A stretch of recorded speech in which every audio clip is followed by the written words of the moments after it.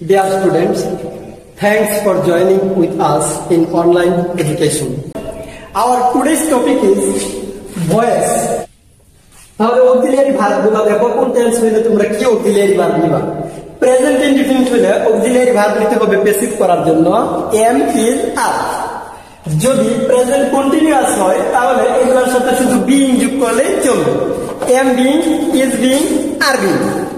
আর যদি হয় present perfect তাহলে হ্যাভ আর হ্যাজ এর সাথে বিন যোগ করলেই হবে, মানে হ্যাভ বিন, হ্যাজ বিন। যদি পাস্ট ইনডিফিনিট টেন্স হয় তাহলে প্যাসিভ করার জন্য ওয়াজ ওয়্যার ইউজ করতে হবে। আর যদি পাস্ট কন্টিনিউয়াস হয় তাহলে এগুলোর সাথে শুধু বিইং যোগ করলেই হবে, ওয়াজ বিইং, ওয়্যার বিইং। আর যদি হয় ফিউচার ইনডিফিনিট তাহলে শ্যাল অথবা উইলের সাথে বি লাগাতে হবে, শ্যাল অথবা উইলের সাথে বি, মানে শ্যাল বি, উইল বি।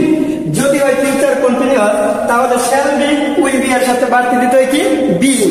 তার মানে বোঝা যাচ্ছে যে কোনটার ইনডিফিনিটটা শিখলে পরে কন্টিনিউয়াসটা শুধু বিইং দিলেই হয়ে যায়। যেমন প্রেজেন্ট ইনডিফিনিটে এম ইজ আর, পরে এগুলোর সাথে বিইং লাগাতে হবে, যেমন am being, is being, are being, মানে বিইং বাড়তি অ্যাড করলেই চলে। তারপরে যখন প্রেজেন্ট পারফেক্ট হবে হ্যাভ বিন বা হ্যাজ বিন দিবা।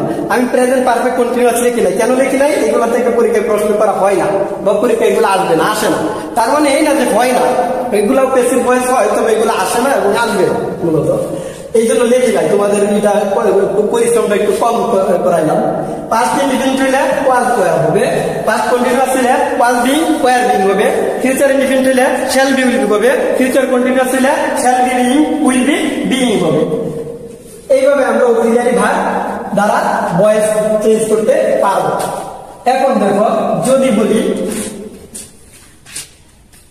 I will do the work, আমি কাজটি করব,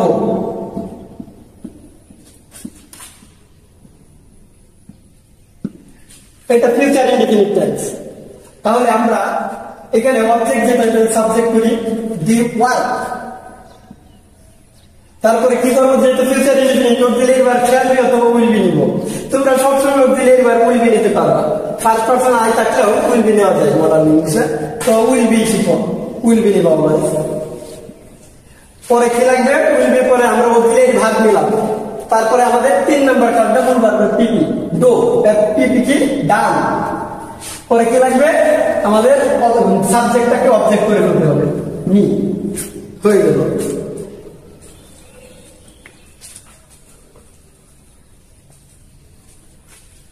যদি এইরকম থাকে, ধরো এরকম থাকলো, হি gave me a pen, gave me a pen, সে আমাকে একটি কলম দিয়েছিল।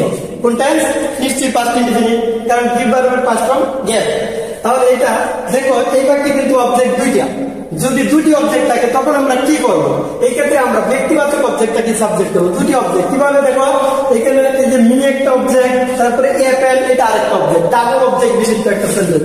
এই ক্ষেত্রে আমরা ব্যক্তিবাচক অবজেক্ট মি এটাকে সাবজেক্ট করতে পারি বা এটাকে সাবজেক্ট করাই বেস্ট, ভুল হবে না এই ক্ষেত্রে। কিন্তু বস্তুবাচক অবজেক্টকে সাবজেক্ট করলে অনেক ক্ষেত্রে ভুল হয়ে যায়, এই জন্য দিলাম আই। তারপরে পাস্ট ইনডিফিনিট যেহেতু অক্সিলিয়ারি ভার্ব কি শিখলাম? ওয়াজ বা ওয়্যার। আই এর সাথে কি হয়? ওয়াজ, ওয়্যার না, আই ওয়াজ। তারপরে কি হবে? মূল ভার্ব পিপি, গিভেন। তারপরে কি হবে? যেটা অবজেক্ট আছে আরেকটা, অর্থাৎ আমরা দুইটা অবজেক্টে একটা সাবজেক্ট করছি, আরেকটা অবজেক্ট যে জায়গায় হইলো এই জায়গায় রাখতে পারি, এখানে থাকবে। এটা নিয়ে মাথা ঘামানোর প্রয়োজন নেই, এটা যে জায়গায় থাকে এই জায়গায় থাকবে। I was given a pen. পরে কি লাগে বলছিলাম? বাই, 3 নম্বর কাজ। 4 নম্বর আমাদের 1 নম্বর কাজ, 2 নম্বর কাজ, 3 নম্বর কাজ, এটা বাইটা হচ্ছে 4 নম্বর কাজ। তারপর 5 নম্বর কাজ হচ্ছে হি অবজেক্টের সাবজেক্ট, সাবজেক্টের অবজেক্ট ফর্ম হচ্ছে হি, সাবজেক্টের অবজেক্ট ফর্ম কি? হি, নিলাম কপি, হয়ে গেল।